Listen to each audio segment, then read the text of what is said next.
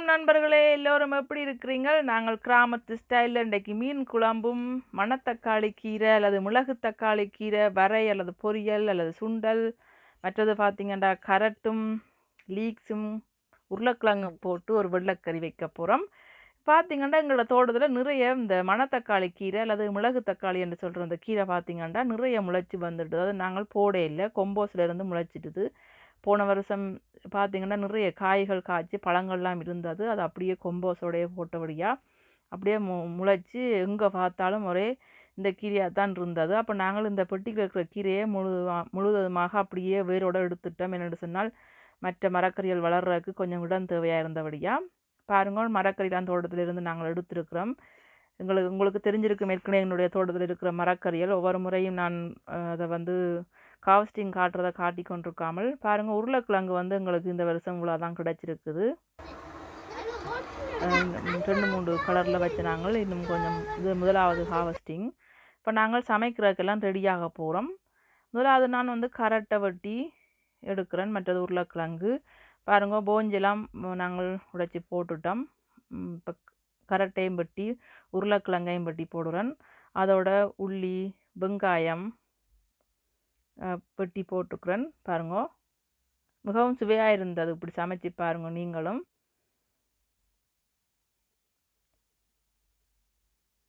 நல்ல கலராகவும் இருந்தது, கலர் மாறாமலும் சமைச்சு எடுத்திருந்தோம். இதுக்கு இப்போ தேவையான அளவு நாங்கள் வெந்தயம் போடுறோம், மற்றது பெருஞ்சீரகம்,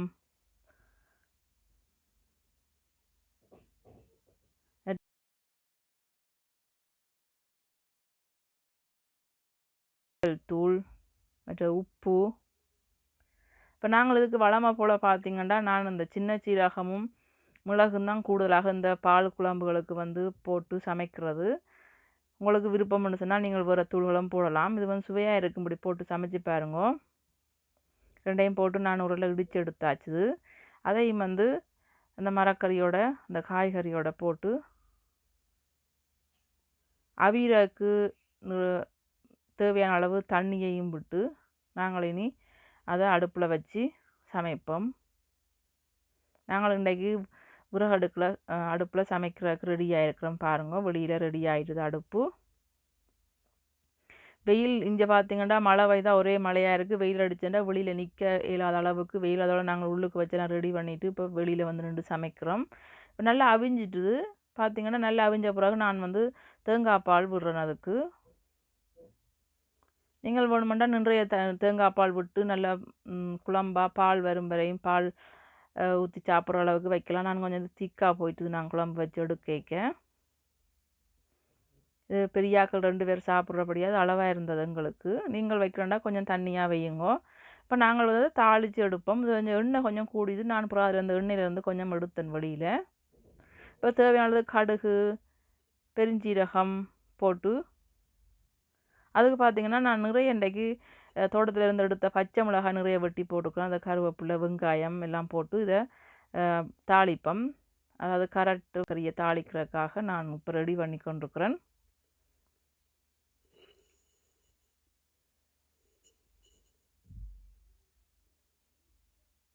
பாருங்க, இந்த அளவுக்கு நல்லா பொரிஞ்சு வந்துடுது. கூடுதலாக பார்த்திங்கன்னா எல்லோரும் தாளிச்சிட்டு இந்த மரக்கறிக்குள்ளே ஊற்றுறது. நாங்கள் என்ன செய்கிறோன்னு சொல்லிச்சோன்னா தாளிச்சிட்டு அதை வந்து இந்த சட்டிக்குள்ளே ஊற்றி கிளறது மிகவும் சுவையாக இருக்குது. நீங்கள் இப்படி ஒருக்கா சமைச்சு பாருங்கள். நான் பழமையாகவே இப்படித்தான் பால் குழம்புகள் வைக்கிறது. அவ்வளோதான். பாருங்கள், கொஞ்சம் வத்திடுது. இதுக்கு நான் வந்து இப்போ தேசி புளி விடுறேன். வளமையாகவே பார்த்திங்கன்னா என் பால் குழம்பு எல்லாத்துக்குமே நான் தேசி புளி விடுறதை நீங்கள் கண்டிருப்பீங்க. மிகவும் சுவையாக இருக்கும் தேசி புளி விட்டு பால் குழம்புக்கு சாப்பிட்ற நேரம். நீங்கள் வேணுமெண்டா கொஞ்சம் குழம்பாக வையுங்கோ. நாங்கள் இப்போ இந்த பால் கறி ரெடி ஆகிடுது. இப்போ மீன் குழம்பு செய்கிறதுக்கு நான் வந்து வீட்டுக்குள்ளேயே வச்சு ரெடி பண்ணி கொண்டுக்கிறேன். மிளகாய்த்தூள் தேவையான அளவு உரப்பு போடுறேன். மிளகாய்த்தூள் நீங்கள் உங்களுக்கு அளவான மிளகாய்த்தூள் போடுங்க. குழம்பு மிளகாய்த்தூள் என்று சொல்லி சொல்கிறது. உப்பு, மற்றது புளி பார்த்திங்கன்னா உங்களோட புளிப்புக்கு ஏற்ற மாதிரி நீங்கள் புளியை கரைச்சி விடுங்க. மற்றதுக்கு பார்த்திங்கன்னா அதுக்கு தேங்காய் பால் விடுறேன். இது அண்டைக்கு வச்ச மீன் குழம்போட எனக்கு வித்தியாசமாக நல்ல டேஸ்ட்டாகவும் இருந்த இந்த மீன் குழம்பும் இந்த ஸ்டைல்லையும் இருக்கா. நீங்கள் வச்சு பாருங்கள். மீன் குழம்பு எல்லோரும் ஒவ்வொரு விதமாக வந்து வைக்கிறது. நான் இன்னும் கொஞ்சம் கூடுதலான தேங்காய் பாலை விடுறேன். இப்போ பார்த்தீங்கன்னா நாங்கள் வெளியில் சமைக்கிறதுக்காக சட்டி ரெடி பண்ணிட்டோம். இப்போ எண்ணெயை விடுறோம்.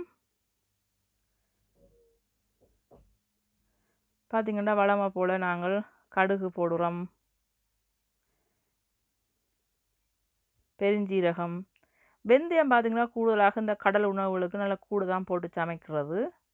இப்போ பார்த்தீங்கன்னா நான் இதில் வந்து உள்ளி, இஞ்சி, மற்ற மிளகாய், இதில் 3 விதமான வெங்காயம் வெட்டி வச்சுக்கிறேன். அதாவது பார்த்தீங்கன்னா சின்ன வெங்காயம், பெரிய வெங்காயம், பெரிய வெங்காயத்தில் வெள்ளை வெங்காயம், சிவப்பு வெங்காயம்னு சொல்லி வீட்டில் இருக்கிற எல்லா வெங்காயத்தையும் வெட்டி வச்சுருக்கிறேன்.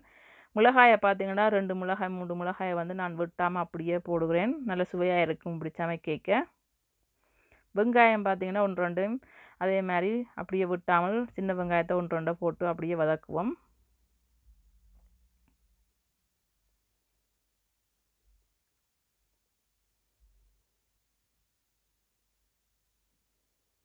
நீங்கள் எப்படி மீன் குழம்பு வைக்கிறீங்கன்னு சொல்லி எனக்கு உங்களோட கருத்துக்களை சொல்லுங்க.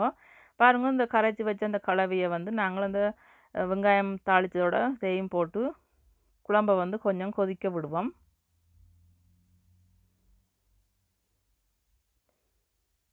ஏற்கனவே என்னுடைய சேனலில் பார்த்தீங்கன்னா 2 3 மீன் குழம்பு இருக்கும். இது ஒரு ஸ்டைல் மீன் குழம்பு. பாருங்கன்னா பாறை மீன் எடுத்து வச்சுருக்குறோம். அதை வந்து நாங்கள் இப்போ போட்டு அதோட அவிய விடுவோம். குழம்பு பாருங்கள் நல்லா கொஞ்சம் திக்காக ஓரளவுக்கு கொதித்து வந்துட்டுது. இந்த நேரம் நாங்கள் வந்து மீனை போட்டு அப்படியே மூடி வைக்க வேண்டியதுதான். கொஞ்சம் ஆவி பறக்க இருக்கிறோடைய வீடியோவிலேயும் ஒரு ஆவி பறந்த மாதிரி இருக்குது. பாருங்கள், மீன் குழம்பு நல்லா திக்காக ரெடி ஆயிட்டுது.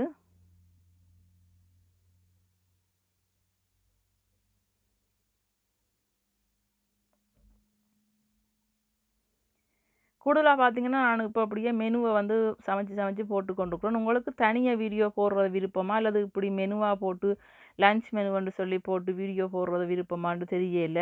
உங்களோட கருத்துக்களை நீங்கள் சொல்லுங்கள். இப்படியான வீடியோக்கள் உங்களுக்கு விருப்பமாக இருக்கும் என்னென்னு சொல்லிச்சா நான் இப்போ லன்ச் மெனுவை தான் கூடுதலாக போட்டுக்கொண்டு இருக்கிறேன். பாருங்கள், மீன் குழம்பு வந்து நல்ல டேஸ்ட்டாக திக்காக இருக்குது. சூப்பர் டேஸ்ட்டாக இருந்தது. நீங்களும் இதே டேஸ்ட்டில் செய்து பாருங்கள்.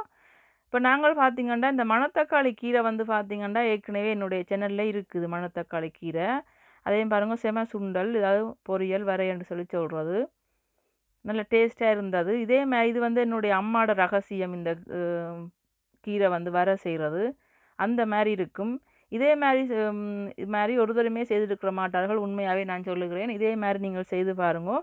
அந்த கீரை பொரியல், அது கீரை வேற வந்து நான் உங்களுக்கு டிஸ்கிரிப்ஷனில் இந்த லிங்கை தரேன். அது மாதிரி செய்து பாருங்க. இந்த கீரை கொஞ்சம் கைப்பாக இருக்கிறபடியாக இப்படி செய்கிறா நல்லது. கைப்பை குறைக்கிறதுக்கு நீங்கள் தேங்காய் பூ வேணுமெண்டா மேலதிகமாக போடலாம்.